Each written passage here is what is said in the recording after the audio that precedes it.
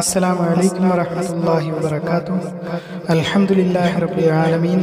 اللهم صل على سيدنا محمد وعلى آله وصحبه أجمعين. റമളാൻ മാസത്തിൽ റസൂൽ സല്ലല്ലാഹു അലൈഹി വസല്ലം ഭയങ്കര ഔദാര്യവാനായിരുന്നു, അല്ലെങ്കിൽ ദാനശീലനായിരുന്നു. ഒന്നുമില്ലാത്ത റസൂലാണ് എന്ന് ഓർക്കുക, ഉള്ളതൊക്കെ പറക്കി കൊടുക്കുമായിരുന്നു. അപ്പോൾ നമ്മളൊക്കെ എന്തുമാത്രം കൊടുക്കേണ്ടി വരും എന്ന് നമ്മൾ ഇതിലൂടെ ആലോചിക്കുക. നോമ്പ് പിടിച്ചുകൊണ്ട് ആരെങ്കിലും നുണ പറഞ്ഞുകൊണ്ടിരുന്നാൽ, അല്ലെങ്കിൽ ചീത്ത വർത്തമാനങ്ങൾ പറഞ്ഞുകൊണ്ടിരുന്നാൽ അതുകൊണ്ട് കാര്യമൊന്നുമില്ല. നോമ്പ് ഇപ്പോൾ നമ്മൾ പറയുന്ന വാർത്ത വായിക്കുന്ന ആൾക്കാരെ, അല്ലെങ്കിൽ വാട്സാപ്പിലിരുന്നവരൊന്ന് ഫോർവേഡ് ചെയ്യുന്നവർ, ഇതെല്ലാം നുണ പറയുന്നവരിൽ പെടുമായിരിക്കും അല്ലാഹു ആലം. പക്ഷെ അങ്ങനെ ആണെങ്കിൽ നോമ്പ് പിടിച്ചുകൊണ്ട് കാര്യമില്ല. ആരെങ്കിലും ഉപദ്രവിക്കുകയോ അല്ലെങ്കിൽ കളിയാക്കുകയോ ശല്യം ചെയ്യുകയൊക്കെ ചെയ്യുകയാണെങ്കിൽ അവരോട് ഞാൻ നോമ്പുകാരനാകുന്നു എന്ന് പറയുക എന്ന് പഠിപ്പിച്ചത് നമ്മൾ കണ്ടു. ലൈംഗിക തിന്മകളിൽ നിന്ന് ആരെങ്കിലും വിട്ടുനിൽക്കണമെന്ന് ആഗ്രഹിച്ചാൽ നോമ്പ് പിടിക്കണം എന്ന് പറഞ്ഞു, പ്രത്യേകിച്ചും കല്യാണം കഴിക്കാത്തവർ. അപ്പോൾ കല്യാണം കഴിക്കാത്ത ചെറുപ്പക്കാർ, അവർക്ക് അതിനുള്ള കഴിവുണ്ടെങ്കിൽ കല്യാണം കഴിക്കുക, അതിനുള്ള കഴിവില്ലെങ്കിൽ നോമ്പ് പിടിക്കുക എന്നാണ് ഉത്തരവ്. റസൂൽ സല്ലല്ലാഹു അലൈഹി വസല്ലമയുടെ വചനം നോമ്പ് എപ്പോൾ തൊട്ട് പിടിച്ചു തുടങ്ങണം. നമ്മൾ ചന്ദ്രക്കല അല്ലെങ്കിൽ റമളാൻ മാസപ്പിറവി കണ്ടാൽ അപ്പോൾ തുടങ്ങുകയും, അതുപോലെ ശവ്വാൽ ചന്ദ്രക്കല അല്ലെങ്കിൽ മാസപ്പിറവി കണ്ടാൽ നോമ്പ് നിർത്തുകയും ചെയ്യുക.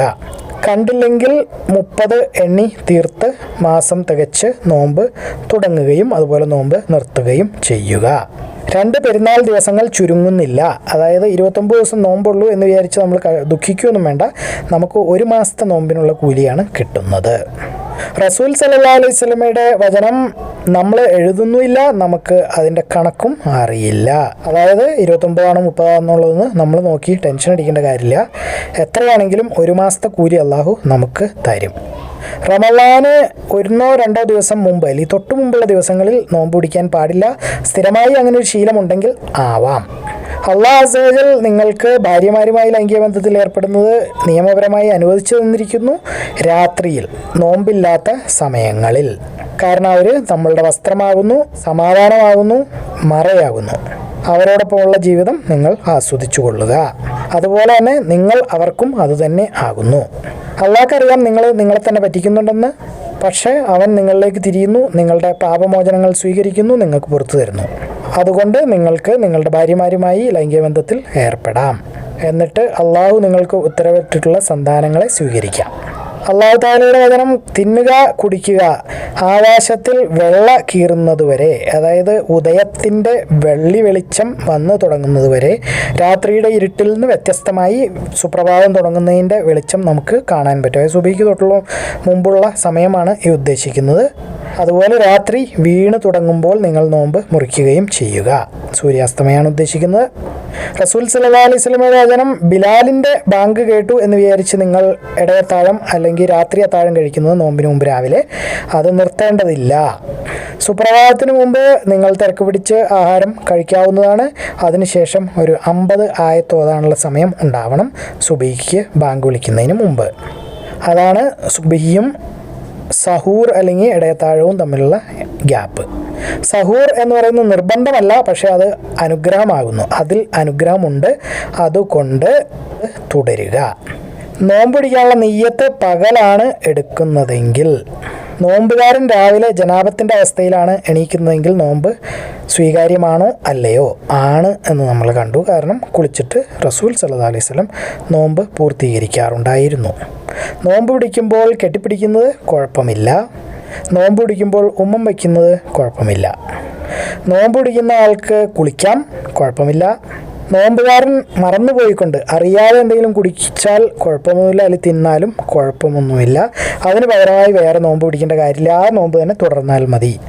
പച്ചയോ ഉണങ്ങിയോ ആയ സിവാക്ക് അല്ലെങ്കിൽ ചൊവ്വയുള്ള ഒരു മരക്കമ്പ് കൊണ്ട് പല്ല് തേക്കുന്നത് കുഴപ്പമൊന്നുമില്ല. അപ്പോൾ നമുക്ക് പേസ്റ്റിട്ടൊക്കെ വേണമെങ്കിൽ തേക്കാമായിരിക്കും. അല്ലാഹു ആലം.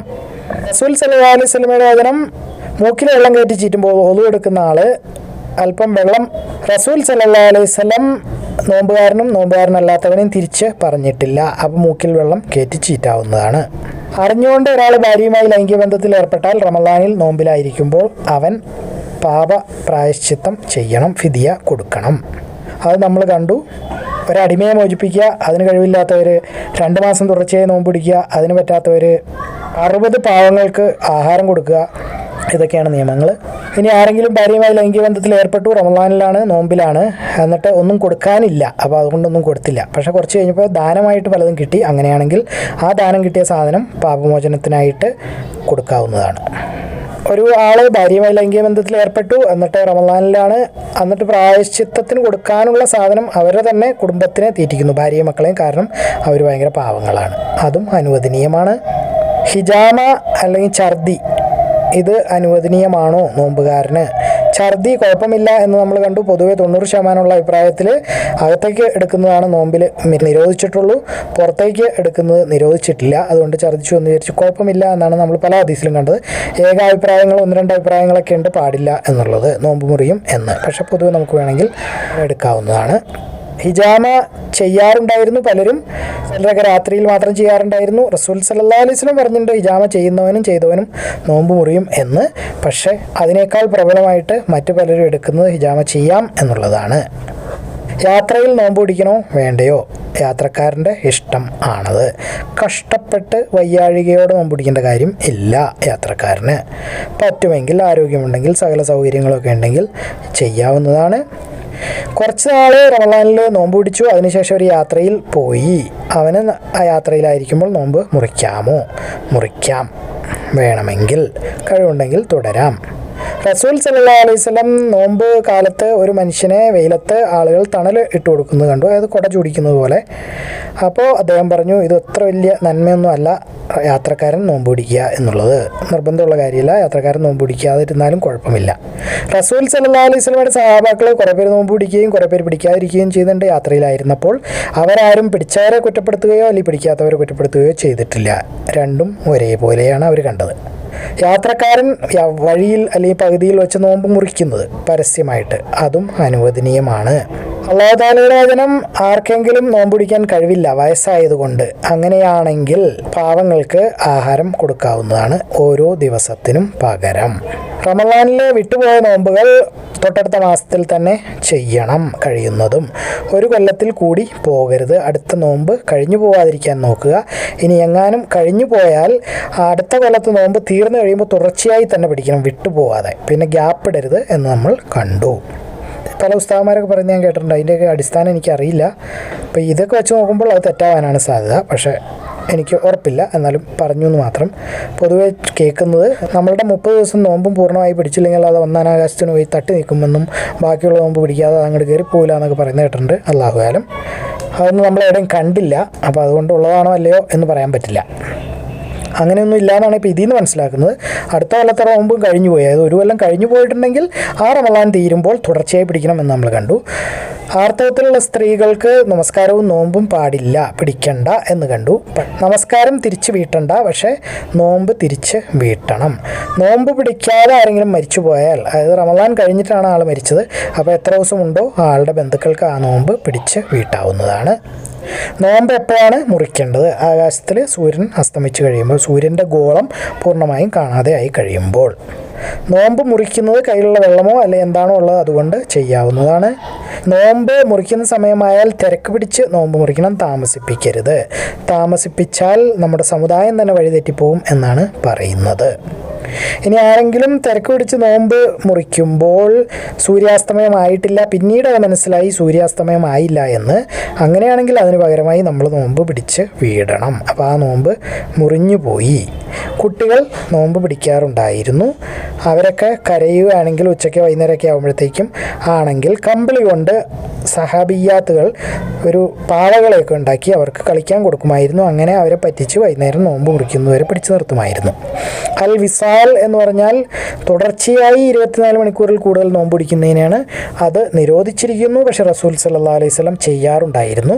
കാരണം റസൂലിന് രാത്രിയിൽ കുടിക്കാനും തിന്നാനും അള്ളാഹു നേരിട്ട് എത്തിച്ചു കൊടുക്കുന്നുണ്ടായിരുന്നു, വായിക്കൂടെയല്ല ശരീരത്തിലേക്ക്. അതുകൊണ്ട് റസൂലിന് ക്ഷീണമൊന്നും ഉണ്ടായിരുന്നില്ല. പക്ഷേ സാധാരണ ആളുകൾ അത് ചെയ്താൽ അദ്ദേഹം നിരോധിച്ചു. 2-3 ദിവസം വരെ ആളുകൾ നോമ്പ് പിടിക്കുകയും ബോധം കെട്ട് വീഴുകയൊക്കെ ചെയ്യുമ്പോൾ അത് നിരോധിച്ചിരുന്നു.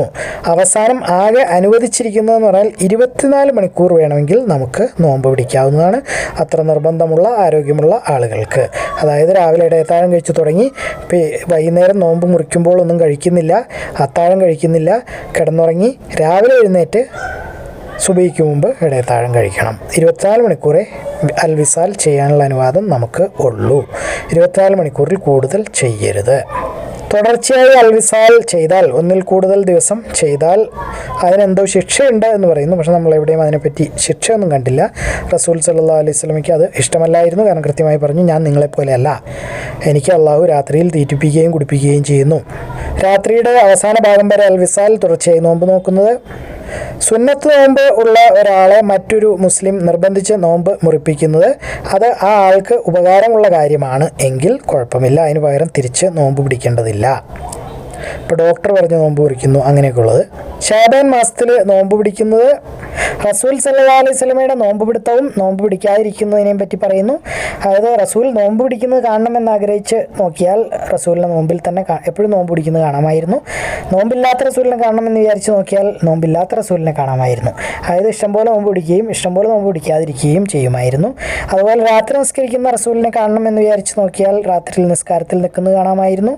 അതുപോലെ ഉറങ്ങുന്ന റസൂലിനെയും നമുക്ക് കാണാമായിരുന്നു. അതിഥിക്ക് നോമ്പുകാരൻ്റെ മേളിൽ ഒരു അധികാരമുണ്ട്. അതായത് അതിഥിയോടൊപ്പം നമ്മൾ ആഹാരം കഴിക്കണം. സുന്നത്ത് നോമ്പാണ് എന്നൊക്കെ പറഞ്ഞ് മാറി നിൽക്കാൻ പാടില്ല. ആ നോമ്പ് മുറിച്ചാൽ കുഴപ്പമില്ല. അതിഥിയോടൊപ്പം അതിഥി സൽക്കാരത്തിന് വേണ്ടിയിട്ടാണ്, അതിന് പകരം പിടിച്ചു വിടേണ്ടതില്ല. മനുഷ്യൻ്റെ ശരീരത്തിന് അവൻ്റെ മേളിലൊരു അധികാരമുണ്ട്. അതുകൊണ്ട് നോമ്പ് പിടിച്ച് ശരീരത്തിനെ ബുദ്ധിമുട്ടിപ്പിക്കാൻ പാടില്ല. ഒരു കണക്കൊക്കെ വേണം എന്ന് നമ്മൾ പറഞ്ഞു. അത് കണ്ടത് 3 ദിവസം ആണ്. സാധാരണ ഒരാൾക്ക് 3 ദിവസം നോമ്പ് പിടിച്ചാൽ മതി ഒരു മാസത്തിൽ. അതിൻ്റെ കൂലി 10 ഇരട്ടിയാണ് എന്ന് റസൂൽ പറഞ്ഞു. അപ്പോൾ 30 ദിവസം നോമ്പ് പിടിച്ച കൂലി കിട്ടും. അതായത് മാസം മുഴുവൻ, അതായത് കൊല്ലം മുഴുവൻ നോമ്പ് പിടിച്ച കൂലി കിട്ടാൻ മാസത്തിൽ വെറും 3 ദിവസം നോമ്പ് പിടിച്ചാൽ മതി. ഇനി കൂടുതൽ ആരോഗ്യമുള്ള ആളുകൾ റസൂലിനോട് വർത്തമാനം പറഞ്ഞ് തർക്കിച്ച് പ്രത്യേക അനുവാദം മേടിച്ചിട്ടുണ്ട് കൂടുതൽ പിടിക്കാനായിട്ട്. അപ്പം നമുക്കും അത് ബാധകമാണ്. ആർക്കെങ്കിലും കൂടുതൽ നോമ്പ് പിടിക്കണം എന്നുണ്ടെങ്കിൽ പിടിക്കാവുന്നതാണ്. നീ 3 ദിവസം നോമ്പ് പിടിച്ചോ എന്ന് പറഞ്ഞു. അപ്പോൾ പോരാ, കൂടുതൽ പിടിക്കണം എന്ന് പറഞ്ഞു. ശരി, എന്നാൽ 7 പിടിച്ചോ എന്ന് പറഞ്ഞു. അതും പോരാന്ന് പറഞ്ഞു.